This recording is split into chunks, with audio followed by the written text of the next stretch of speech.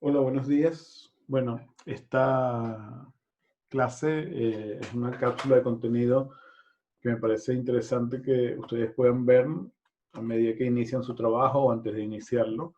Un poco nos pone en contexto con una serie de cosas que seguramente ustedes ya conocen y que les vamos a estar pidiendo, solicitando que estén presentes en sus ejercicios este semestre, que tienen que ver con la arquitectura entendida como la disciplina que eh, configura, define, formula el espacio y por lo tanto la experiencia espacial de los habitantes de ese espacio.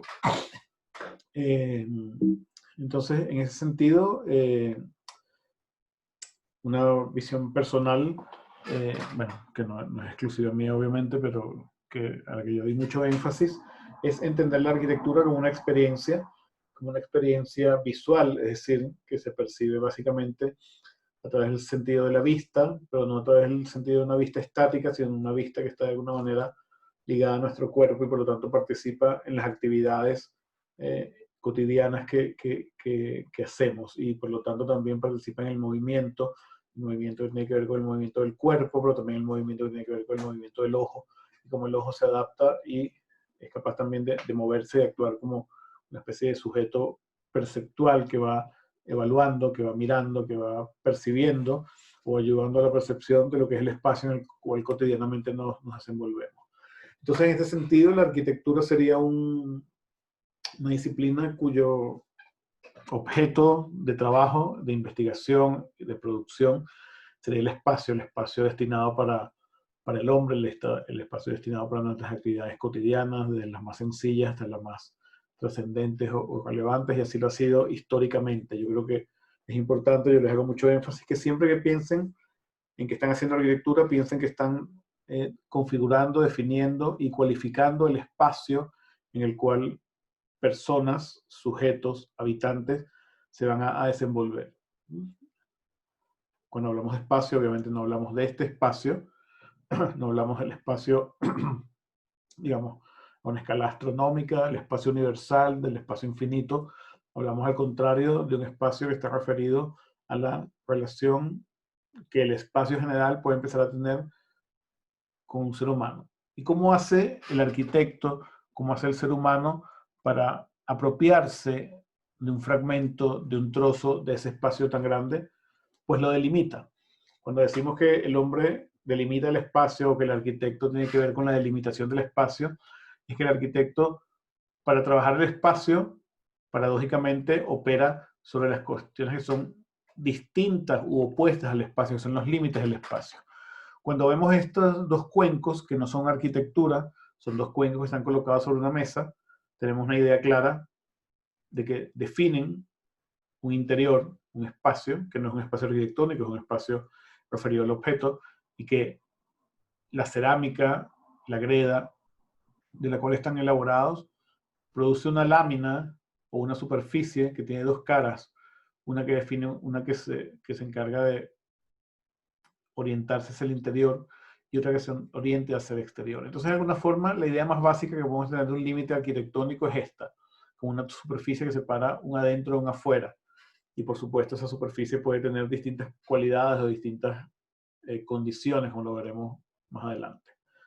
Acá, solo por referencia, si volvemos a la imagen anterior, hay dos cuencos colocados sobre una mesa y de pronto acá nos encontramos con el, la Plaza de los Tres Poderes en Brasilia de Oscar Niemeyer, construida en la década de 1950 dentro del proyecto de la capital, de la nueva capital de Brasil.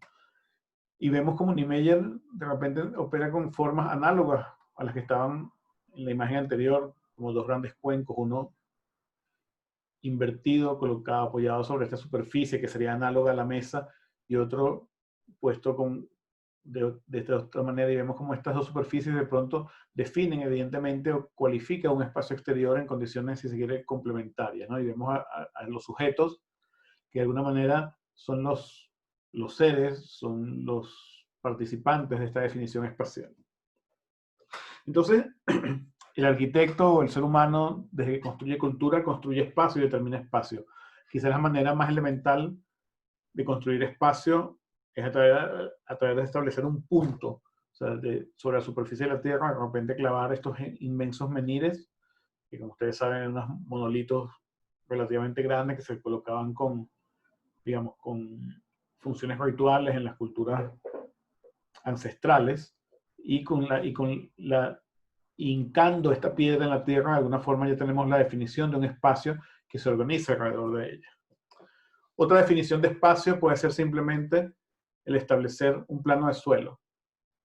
Yo estoy en un suelo que, como podemos ver, es un suelo orgánico, blando, texturado, de límites imprecisos entre el agua y la tierra, y de repente, para producir una superficie apta para la contemplación de este lugar, para las actividades aledañas a este lugar, de repente lo primero que hago es definir una superficie lisa, plana, que pueda recibir a un cuerpo estable que se colocará sobre él a mirar o a actuar de alguna manera. Entonces, una segunda manera de definición de espacio es el establecimiento de un suelo.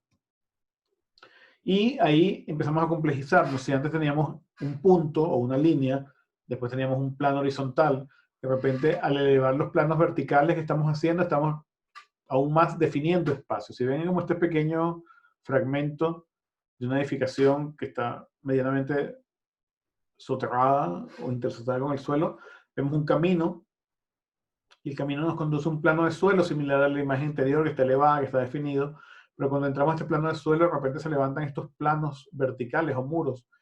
¿Y qué hace un muro? ¿Qué hace un plano vertical para la definición de espacio? Allí es donde yo creo que empieza verdaderamente la arquitectura, cuando entendemos que estos planos no son más que un límite a nuestra extensión visual.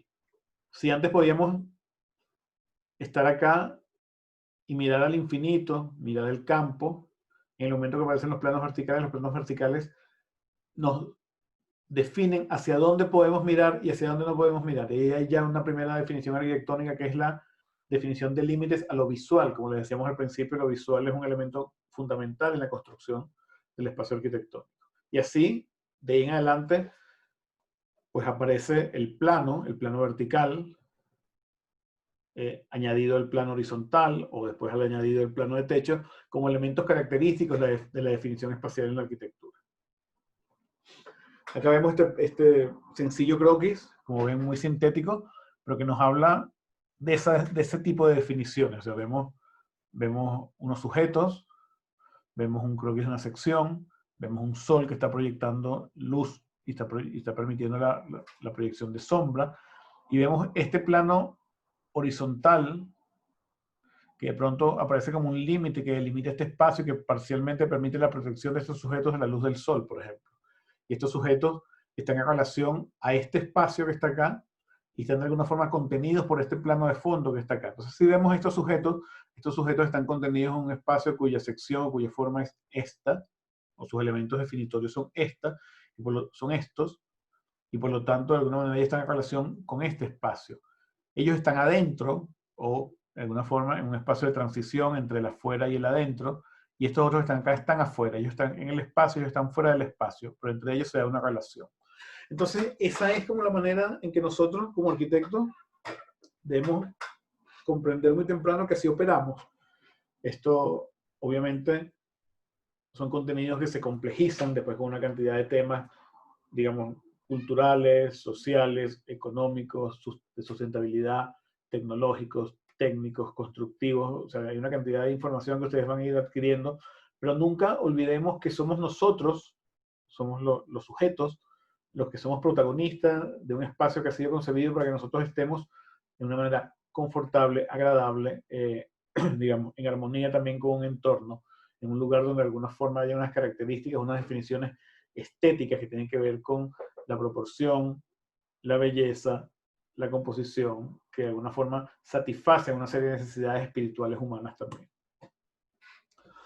Bueno, aquí hay más ejemplos de complejizaciones de esta definición de espacio. Esto nos recuerda un poco el croquis anterior, es el Museo Kimball de Louis Kahn en Dallas, y vemos aquí que Louis Kahn define un espacio longitudinal al cual uno accede y atraviesa, pero ese espacio longitudinal es también un espacio de relación con este vacío que está acá, aquí hay un gran prado, y de repente él lo hace a través de la suspensión de esta bóveda que se suspende de un lado sobre un muro y del otro lado sobre dos pilares que están en sus extremos. De alguna forma tiene la capacidad de definir un espacio que tiene un doble sentido, el sentido de dirigirnos en una dirección y el sentido de permitirnos estar en esta relación. Y por eso aparecen acá estos bancos y acá también, donde de repente nosotros nos podemos sentar a mirar el espacio que es aledaño. En esta otra imagen, que no es más que la fotografía de una calle, de una ciudad antigua, vemos el plano como definidor de espacio, pero el plano como el plano inclinado. Un plano inclinado que de repente es estrecho y largo, y es un espacio que nos permite hablar de comunicación de un espacio que está acá a unos espacios que están arriba. Esta otra imagen es de la ciudad universitaria de Caracas, del arquitecto Carlos Raúl Villanueva, construido en la década de 1950 hasta el año 54, y es un espacio de tránsito donde convergen varios edificios importantes de la universidad, la rectoría, el aula magna y la biblioteca, y además es como de alguna forma el corazón del campus universitario. Y Villanueva lo que hizo fue la construcción de un gran suelo, que es como una complejización de este plano horizontal que hablábamos, con una forma más compleja, y la definición de una serie de cubiertas o de techos que se iban a posar sobre ese suelo a distinta altura, con formas orgánicas, y de repente en la superposición de estos techos o de estas cubiertas sobre este suelo se producían una serie de espacios, a veces cubiertos, a veces descubiertos, a veces aptos para el descanso, a veces aptos para la definición o caracterización por medio de una obra de arte. El trabajo en este caso es el trabajo del plano horizontal del suelo y del plano horizontal de la cubierta. En este otro caso, que es también en el mismo, aledaño al mismo espacio, es un corredor de circulación que une la plaza cubierta con la biblioteca, y vemos que la definición de espacio viene aquí dada básicamente por tres planos.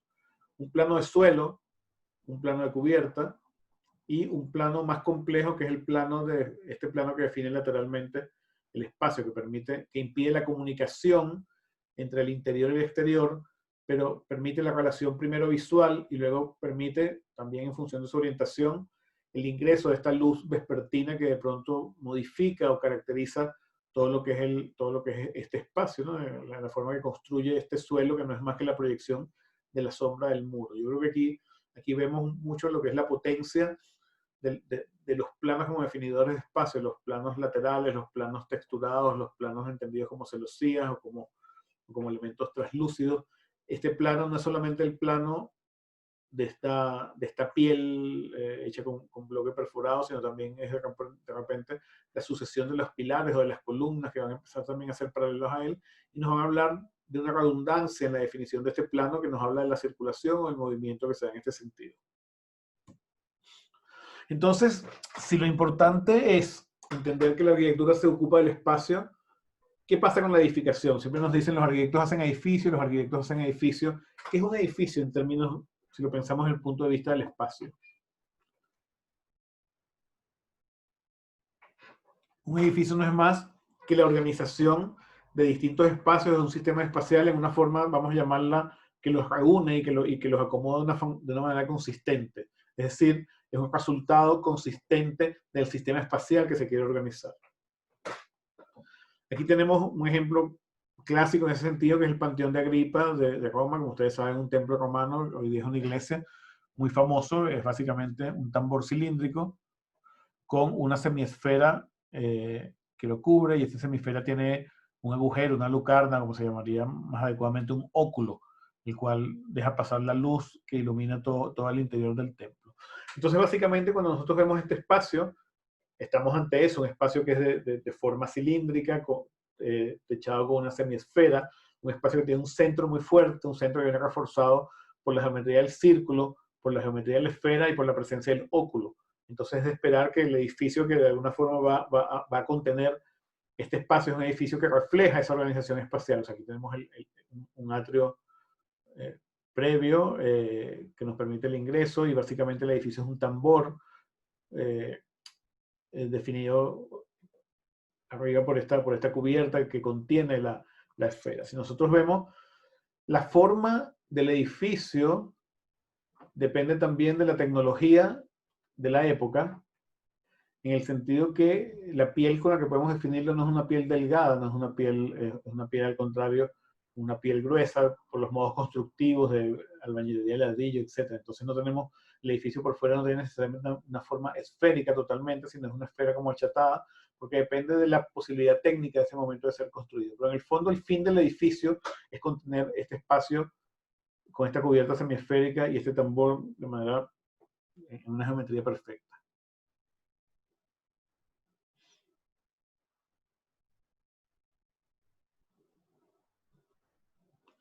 Y acá tenemos que casi que en una fotografía como curiosa, el resultado espacial de esta construcción en relación a los sujetos. Recuerden que estamos hablando siempre de que el espacio es para el sujeto que lo habita. Entonces, miren la escala monumental que tiene este edificio, no sé, tendrá 30, 35 metros de alto hasta el óculo. En esta imagen, lo interesante es que el óculo sale fuera y lo que queda adentro es digamos, lo que queda dentro de la imagen es el tambor y la presencia de los sujetos, donde apenas la luz del óculo se percibe levemente a través de la sombra que ellos van proyectando y el óculo se percibe porque ellos están mirando ese lugar. O sea, ellos están de alguna forma determinados o de alguna manera contenidos en sus acciones en función del espacio que los está acogiendo.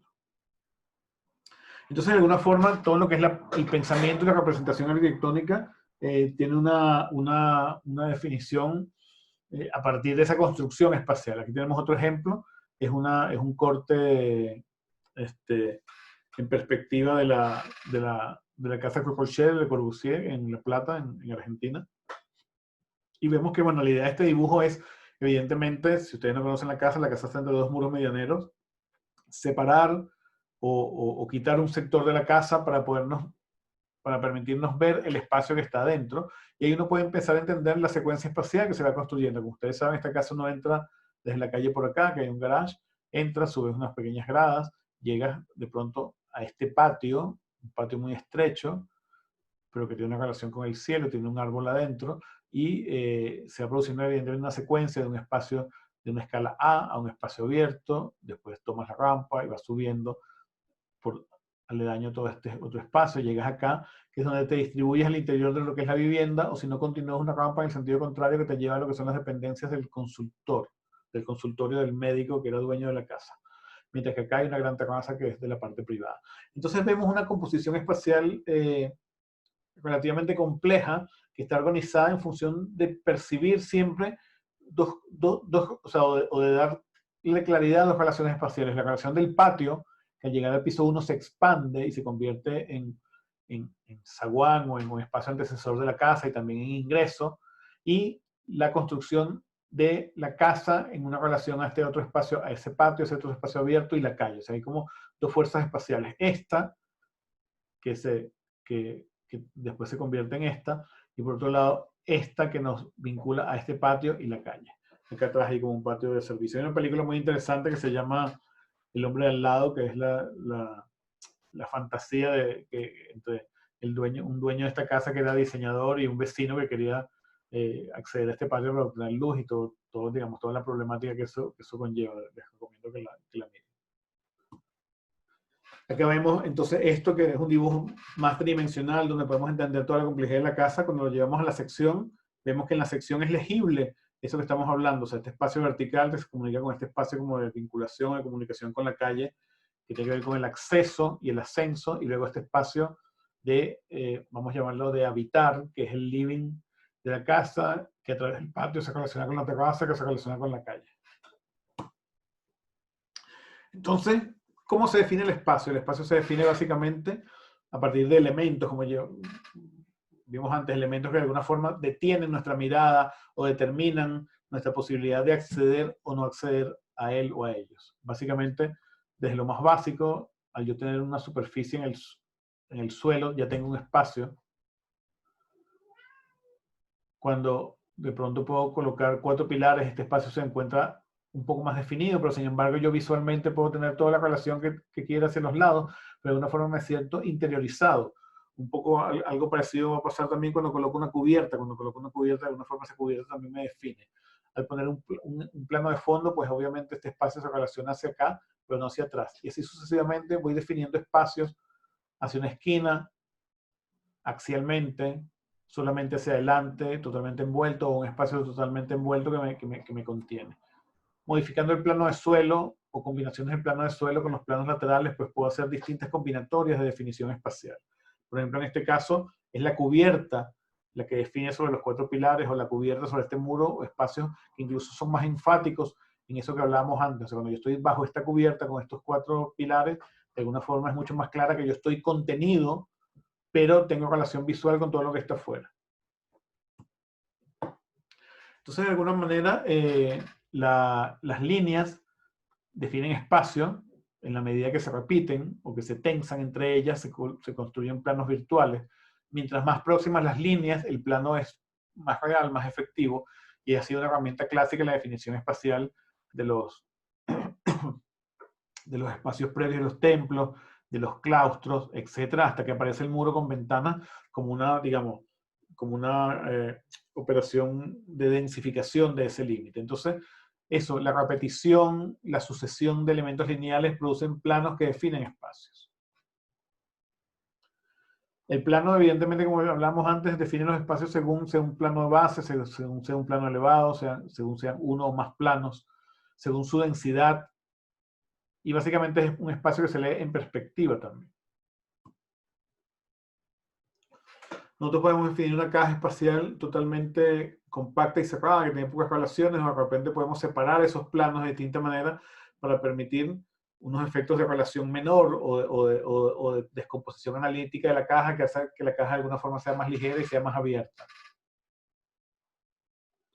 Aquí, por ejemplo, hay una definición de cuáles son los planos que definen el espacio. El plano superior, que es de la cubierta, el plano de la pared, que es el más efectivo en la medida que detiene la extensión de nuestra mirada, o el plano base, que es el que determina el apoyo y los límites iniciales de un espacio. Esos planos no tienen necesariamente por qué coincidir, como vemos acá. Todo lo que es la arquitectura moderna se basó u operó a partir de la cultura, la coincidencia entre los planos de suelo, los planos laterales y los planos base. Bueno, un poco más ejemplos de elementos lineales que definen espacio a partir de la construcción de planos virtuales.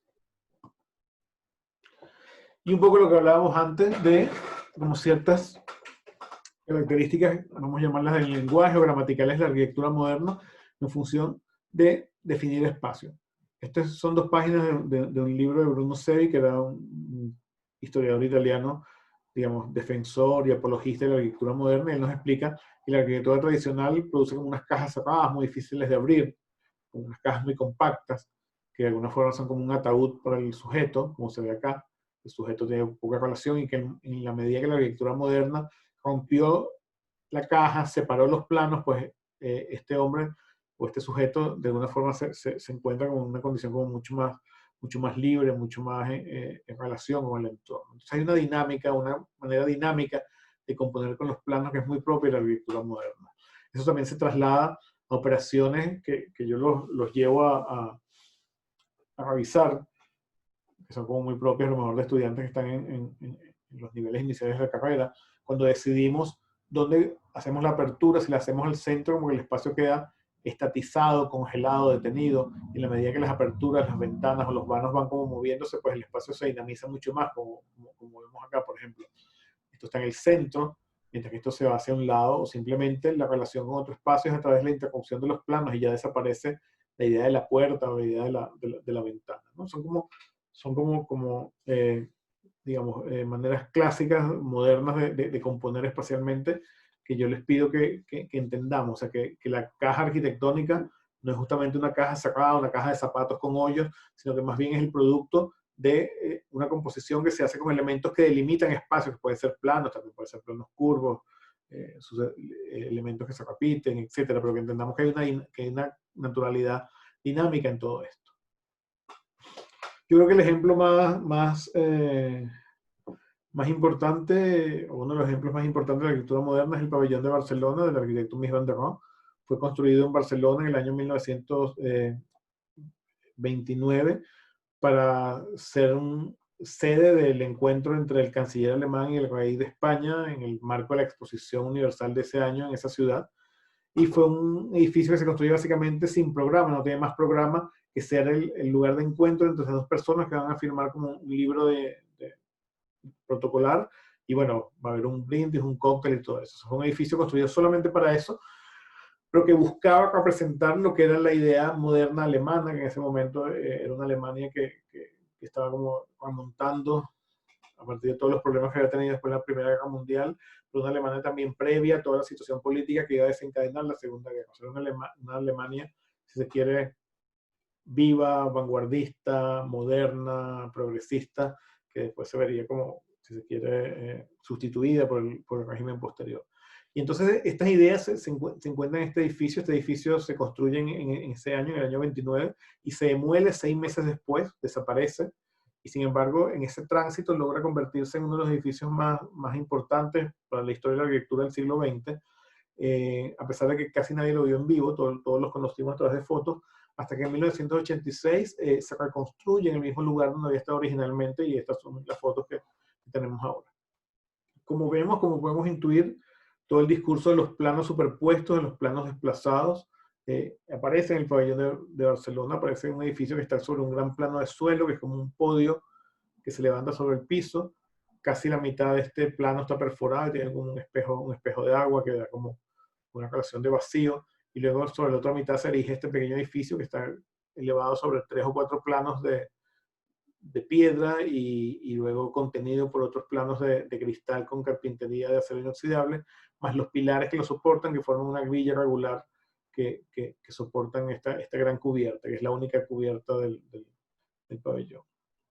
Entonces aquí vemos cuál es como esta dinámica espacial que se da por este desplazamiento de los planos, por esta, además, caracterización particular de cada plano, el plano de suelo, que es extensión del gran podio en mármol travertino, el plano de techo, que es un enlucido de yeso color blanco, y entre medio los planos de piedra, de cristal translúcido, de cristal transparente, o los pilares de acero inoxidable.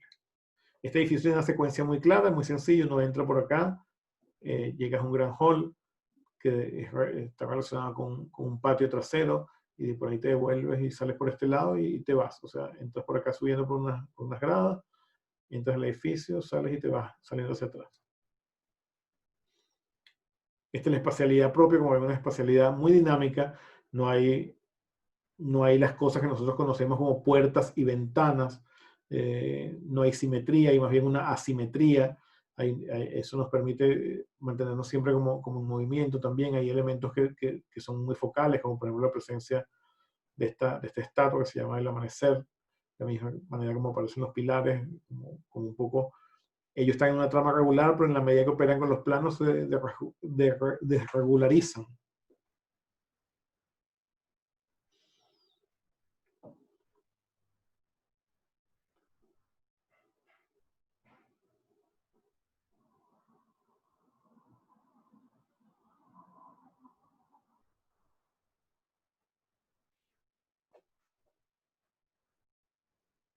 Es interesante fijarnos en estas dos fotos, ¿no? Esta foto nos muestra cómo se construye el espacio, el plano de techo coincide con el plano de suelo.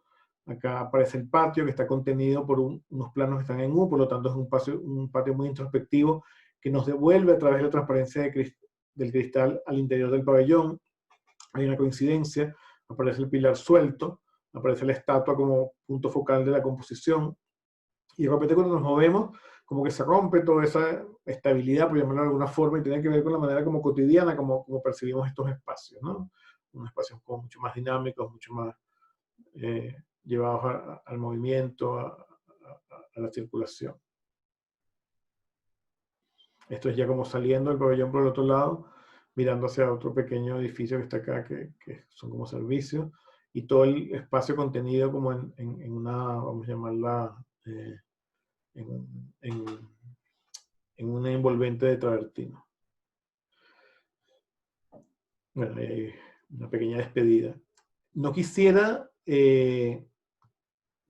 irme sin que veamos, y así que lo voy a hacer así como improvisadamente.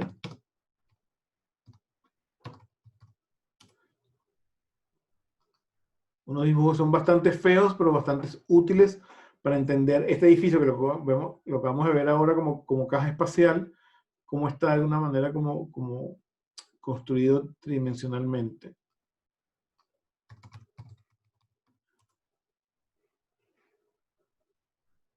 La imagen quizás más útil es esta. Entonces, esto es el pabellón de Barcelona. Esto está colocado al lado de una gran plaza, donde hay una fuente en el medio. Como yo les decía, el pabellón está ubicado sobre un podio, o sea, la superficie del suelo está elevada. Uno accede por unas gradas, llega acá, el espejo de agua que está aquí es la fuente, o sea, esta superficie de agua calma, más que una fuente, es una superficie de agua calma. Nos detiene, nos obliga a volver e ingresar al edificio por acá, que tenemos el patio donde está la escultura. Este plano que aquí se ve sólido, en realidad es mayormente de cristal, hasta esta parte donde se hace sólido, y acá adentro nos devolvemos y salimos aquí a este espacio largo con el banco, y si queremos podemos salir por acá atrás, o si no, salir de nuevo por donde entramos. Entonces, como ven, está todo además contenido en sí mismo a través de por medio de estos muros de travertino de este lado, de mármol verde por acá, como que contienen todo el espacio, crean como una composición espacial, si se quiere, autocontenida, no cerrada, pero bastante impenetrable, al menos que uno siga exactamente las determinaciones espaciales puestas por el arquitecto. Ya, bueno, eso sería. Les agradezco que lo miren, y si tienen alguna duda, pues nos comentan por correo o por el foro. Yo creo, un poco creo que esto nos deja como en esta idea del espacio como determinante de la arquitectura, ¿no? Como materia prima con la cual vamos a trabajar, ¿ya? Muchas gracias.